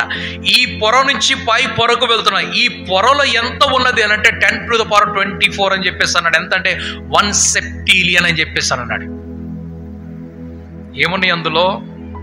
ప్లానెట్స్, స్టార్స్ కాదు, ప్లానెట్స్. దీని నంబర్ చదవాలి అని అంటే నెక్స్ట్ లైన్ మనం చూస్తున్నాము 1 followed by 24 zeros అన్నారు. మనం చదవగలమా? ఒకరోజు ప్రార్థన చేద్దాం, ప్రభా నాకు ఎంత డబ్బు ఇచ్చి ఈ నంబర్ చదివి అంత డబ్బు ఇవ్వని అడుగుదాం. ఎంత డబ్బు ప్రపంచంలో కూడా లేదు, రైట్? బ్రిటిష్ వారి సిస్టంలో చూసినట్లయితే 1 తర్వాత 42 zeros కనిపిస్తున్నాయి బ్రిటిష్ వారి సిస్టంలో. మనం ఇంట్రెస్ట్ స్టాండర్డ్స్ కాబట్టి మనకు 24 zeros కనిపిస్తున్నాయి. దాని నెక్స్ట్ యొక్క పిక్చర్ మనం చూసినట్లయితే current potentially habitable exo planets అన్నమాట. ఇవి ఎన్ని ప్లానెట్స్ కనిపిస్తున్నాయి ఇందా మనకి. ఏమిటి ఇవి? ఏం ప్లానెట్స్ అంటే ఎక్సో ప్లానెట్స్. ఎక్సో ప్లానెట్స్ అంటే అర్థం ఏమిటంటే జీవనము ఉండదగినటువంటి ప్లానెట్స్ అని అర్థం. లైఫ్ ఉన్నటువంటి ప్రదేశంలో లైఫ్. ఓకే, మన దేవుడు చిన్న ఆర్టిస్ట్ కాదు, గమనించాలి ఈ మాటని. చిన్న డిజైనర్ కాదు. మనం ఏం చేస్తున్నాం అంటే ఆయన చిన్నోడికి చేస్తున్నాం. ఏమిటి చిన్నోడిగా అంటే 6500 సంవత్సరాలు భూమి, ఆకాశము, కొత్త ఆకాశం కొత్త భూమి అయిపోయింది బాబు. ఆది కాడ నుంచి ప్రకటన గ్రంథం వరకు వెళ్ళిపోయాం మనం. ఓకే, ఈ ప్రపంచాన్ని మనం చూస్తున్నప్పుడు ఇన్ని ప్లానెట్స్ మనకి కనిపిస్తూ ఉన్నాయే. ఇవన్నీ కూడా ఎక్కడున్నాయి? ఇందులో మనం రైట్ సైడ్ లో పెద్ద దానిలో చూసినప్పుడు ఆ పైన మనకు కనిపిస్తుంది ఎర్త్, మనం అక్కడున్నాం. దాని దగ్గరలో ఎవరున్నారంటే మార్స్ కనిపిస్తుంది.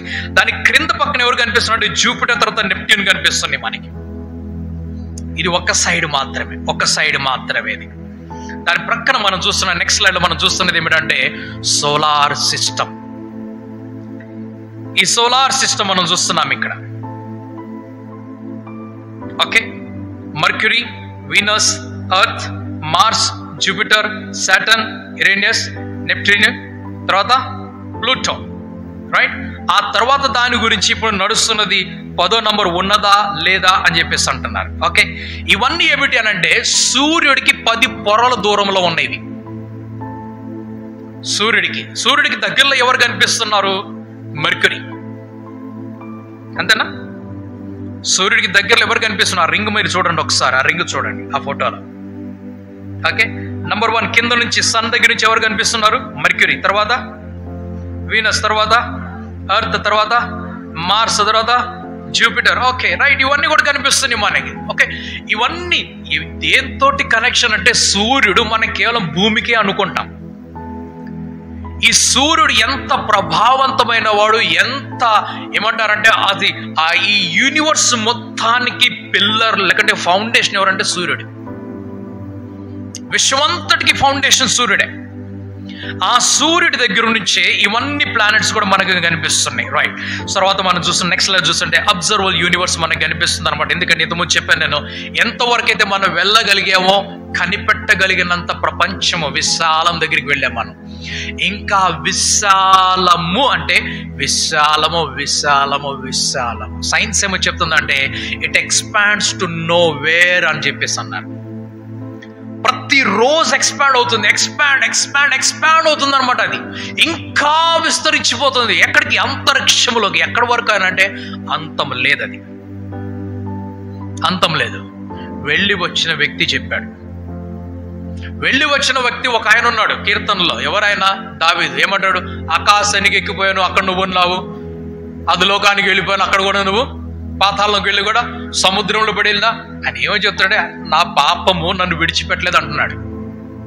నువ్వు నా వెనకాల వస్తున్నావు, నువ్వు పాపం చేసావు అని చెప్తుంటే ఎంత దూరం? ఆకాశం నిజంగా ఎక్కెళ్ళిపోయాడు ఆ రోజు ఆకాశానికి. ఏ ఫ్లైట్ ఉంది దావీదు ఉన్నప్పుడు? దావీదు ఉన్నప్పుడు ఏ ఫ్లైట్ లేదు. అప్పుడు గాడిద ఎక్కాలి. యేసుప్రభు ఏమెక్కాడు వచ్చినప్పుడు? గాడిదని ఎక్కాడు. ఆయన ఆత్మలో అంటున్నాడు, నేను ఆకాశానికి వెళ్ళిపోవాలనుకుంటున్నాను, కానీ అక్కడ కూడా నువ్వు ఉంటావయ్యా. ప్రపంచం చివరికి నేను వెళ్ళిపోవాలి, బోధిగంతంలోకి వెళ్ళిపోవాలనుకుంటే అక్కడ కూడా నువ్వు ఉంటున్నావు అని చెప్పేసి అంటున్నాడు. ఓకే, నెక్స్ట్ మన గ్యాలక్సీస్ గురించి చూసినప్పుడు ఈ అబ్జర్వ్ చేయనటువంటి ప్రపంచంలో దాదాపు 200 బిలియన్ గ్యాలక్సీస్ ఉన్నాయట. అందులో billions and billions of stars మనకు కనిపిస్తున్నాయి. ఈ స్టార్స్ మనం చూసినప్పుడు నెక్స్ట్ లైన్ మనం చూస్తున్నాము, our own Milky Way galaxy is estimated to contain 100 and 400 billion stars. ఒక్క గ్యాలక్సీలో ఎన్ని మనకు కనిపిస్తున్నాయి, రైట్? ప్లానెట్స్ గురించి మనం చూసాము. Okay, so it's estimated that there is at least 1 planet for every star. ప్రతి నక్షత్రానికి ఒక గ్రహం ఉన్నదట, ప్రతి నక్షత్రానికి, right? Okay okay last, is there another earth with humans అనే దాని గురించి మరలా మనం తిరిగి వస్తున్నాం, మరలా తిరిగి ఆ స్లైడ్ దగ్గరికి వస్తున్నాం, రైట్? ఎందుకు ఈ మాట చెప్తున్నామంటే సైన్స్ దీని ఆన్సర్ ఈరోజు వరకు చెప్పలేదు. వేరే మత గ్రంథములో దీని సమాధానం ఈరోజు వరకు చెప్పలేదు. పరలోకం గురించి కానీ లేకుంటే అంతరిక్షం గురించి కానీ ఒకవేళ చెప్పగలిగినట్లయితే ఏ గ్రంథాలు మనం ఎతికినా కూడా అక్కడ మనకేం కనిపిస్తుంది. మరి బైబిల్ ఏమన్నా చెప్తుందా దాని గురించి మనం ఒకసారి ఆలోచిద్దాం. ఒకవేళ చెప్పకపోతే బైబిల్, ఈ సైన్సే గొప్పది, బైబిల్ కంటే సైన్సే గొప్పది. మరి మనం సైన్స్ గొప్పదని అంత ఈజీగా మనం నమ్మం, మనం ఒప్పుకోం దానిని. మనం ఏం చెప్తాం? బైబిలే గొప్పది అని చెప్తూ ఉంటాం. ఓకే, ఎవరేమి చెప్పినా కూడా బైబిల్ చెప్పేటువంటి ప్రపంచము, సైన్స్ చెప్పేటువంటి ప్రపంచం ఏంటంటే సైన్స్ కనబడేటువంటి మనుషుల గురించి మాత్రమే చెప్పింది, కనబడేటువంటి జీవనం గురించి చెప్పింది, అదృశ్యమైనటువంటి గాలి గురించి, అదృశ్యమైనటువంటి గ్యాసెస్ గురించి చెప్పింది, అదృశ్యమైనటువంటి ఆ విశ్వం గురించి చెప్తున్నది. కనిపెట్టి వస్తామని చెప్తుంది సైన్స్. ఏమంటే మేము వెళ్ళి కనిపెట్టి వస్తాం, మైక్రోస్కోప్లోనో లేకుంటే ఏమంటారు బైనాకులర్లలో, టెలిస్కోప్లోనో ఎక్కడ మేము చూసి వస్తాం. చూసి వచ్చిన తర్వాత ఉన్నది అని మేము చెప్తాం, ఇదిగో ఉన్నది మా కళ్ళకు కనిపించింది. నువ్వు చూడాలంటే మైక్రోస్కోప్లో చూడు, నువ్వు చూడాలంటే టెలిస్కోప్లో చూడు, నువ్వు చూడాలంటే స్పేస్లోకి రా. ఓకే, చూపిస్తున్నారన్నమాట, రైట్? సో దీని ఆన్సర్ మన నెక్స్ట్ లైన్లో మనం చూస్తున్నప్పుడు దేవుడు ప్రపంచాన్ని సృజించాడు, మానవ ప్రపంచాన్ని సృజించాడు. ఎవరికి? చెడ్డవారి కొరకు, తర్వాత రక్షణ లేని వారి కొరకు. ఓకే, ఒక ప్రపంచం ఉన్నది చెడ్డవారి కొరకు, రక్షణ లేని వారికి. కీర్తనలు 9:17 చూసినట్లయితే దుష్టులు వారు తిరిగి ఆ యొక్క అగాధంలోకి లేకుంటే యొక్క పాతాళంలోకి వెళ్ళిపోతారు అని చెప్పేసి అంటే, ఎవరైతే ఏ దేశాలైతే దేవుని ధిక్కరించాయో ఆ దేశాలన్నీ కూడా ఆ యొక్క నరకంలోకే వెళ్ళిపోతారని చెప్తారు. 2 దశలోనిక పత్రిక 1:9 చూసినట్లయితే వారు చేసినటువంటి పనికి వారు శాశ్వత కాలము అక్కడ వారు శిక్షను అనుభవించాలి అని చెప్తున్నారు. మత్తయి సువార్త 13:50 చూసినట్లయితే వారు ఆ యొక్క ఏమంటారు, యేసుప్రభు చెప్తున్నాడు, అగ్నిలోకి వెళ్తారన్నమాట, రైట్? అగ్నిగుండంలో వారు త్రోయబడతారు. ఎక్కడ? అక్కడేముంటుందట? ఏడ్పును, ఆ తర్వాత పండ్లు కొరకుటే కనిపిస్తుంది అనమాట. ఓకే, దేవుడు మంచి వారి కొరకు ఒక ప్రపంచాన్ని కలుగజేశాడు, రక్షణ పొందుకున్న వారికి. ఏమిటిదనంటే యెషయా గ్రంథం 65:17 ఏమంటున్నాడు? ఇదిగో నేను ఒక క్రొత్త ఆకాశమును క్రొత్త భూమిని సృజిస్తున్నాను, పాతవన్నీ కూడా గతించిపోయిన చెప్తారు. 2 పేతురు పత్రిక 3:13 చూసినప్పుడు ఆ వాగ్దాన ప్రకారం మనమందరూ దేని కొరకు ఎదురు చూస్తున్నామంటే క్రొత్త ఆకాశము క్రొత్త భూమి కొరకు. ప్రకటన గ్రంథం 21:1 ఏమో తెలియపరుస్తుందనంటే ఆయన ఏం చేస్తున్నాడంటే నెక్స్ట్ లైన్లోకి వెళ్తున్నా. ప్రకటన గ్రంథం 21:21 చూసినప్పుడు ఇదిగో నేను ఒక క్రొత్త ఆకాశమును క్రొత్త భూమిని చూశానని చేస్తున్నాడు. మొదటి ఆకాశం మొదటి భూమి గతించిపో, అవికి ఎన్నడూ కూడా కనపట్టాను. ఒక పరిశుద్ధ పట్టణాన్ని క్రొత్త యెరూషలేముని చూస్తున్నాను, దేవుని యొక్క పరలోకం నుండి దిగి రావటం నేను చూస్తున్నాను. ఎలాగంటే అది తన భర్త కొరకు సిద్ధపడినటువంటి పెళ్లి కుమార్తె వల్ల కనిపిస్తున్నాడు. ఒక పెద్ద స్వరం అక్కడ కనిపిస్తుంది. ఎక్కడ దేవుని యొక్క సింహాసనం నుండి కనిపిస్తుంది. ఏమిటంటే ఇదిగో దేవుడి యొక్క నివాసము మనుషుల మధ్యలో ఉన్నది అని తెలియపరుస్తున్నాడు. ఓకే, ఎవరి కోసమో ఓకే ఏమిటి జరుగుతుందనంటే ఈ ధనికులందరూ కూడా లాస్ట్లో మనం చూసినట్లయితే ధనికులందరూ కూడా ఈ భూమి నాశనం అవుతుందని తెలుసు వారికి. ఈ కాలుష్యముతోటి, ఈ యొక్క పొల్యూషన్ తోటి గ్లోబ్ అంతా కూడా నాశనం అవుతుందని తెలుసు. ఇక్కడ లైఫ్ తగ్గిపోతుందని తెలుసు. ఇక్కడ ఈ ప్రపంచంలో అన్ని రోగాలు, అన్ని కరువులు, అన్ని తెగుళ్ళు, అన్ని సమస్యలు, అన్ని ఇబ్బందులు, అన్ని భయంకరమైనటువంటి పరిస్థితి వస్తుందని తెలుసు. కాబట్టి వారేం చేస్తుంటే వారిని కాపాడుకోవటానికి వారు ఎక్కడికి వెళ్తున్నారట? ఆకాశంలోకి వెళ్ళిపోయి ఆకాశంలో ఇల్లు కట్టుకొని, మరి దేవుడు ఏం చేస్తున్నాడు? అక్కడ వారిని వదిలిపెట్టేస్తున్నాడా? పేదవారి కొరకు ఈ ప్రపంచాన్ని, భూమిని వదిలిపెట్టేసి గొప్ప వాళ్ళందరూ అక్కడికి వెళ్ళిపోతున్నారు, పైకి వెళ్ళిపోతున్నారు. దుష్టులందరూ కూడా అక్కడికి వెళ్ళిపోతున్నారు. దేవుని ధిక్కరించిన వారందరూ కూడా అక్కడికి వెళ్ళిపోతూ ఉంటే అనేమో తెలియపరుస్తున్నాడు. మార్కు సువార్త 13వ అధ్యాయము Obadiah 1వ అధ్యాయం 4వ వచనంలో, నీవు ఆకాశములంత ఎత్తుకు నువ్వు ఎగిరిపోయి నక్షత్రముల మధ్యలో నీవు గూడు కట్టుకున్నా కూడా, నివాసం కట్టుకున్నాడు, అక్కడి నుంచి నేనేం చేస్తాను? నేను లాగి క్రింద పడేస్తానని చెప్పేసి అంటాడు. ఈరోజు మానవుడు ఏం చేస్తున్నాడు? ఎక్కడికి వెళ్ళాలనుకుంటున్నాడు? పైకి వెళ్ళిపోయి ఆకాశంలోకి వెళ్ళి నివాసం ఉండాలనుకుంటున్నాడు. కానీ దేవుడు ఏమంటున్నాడు?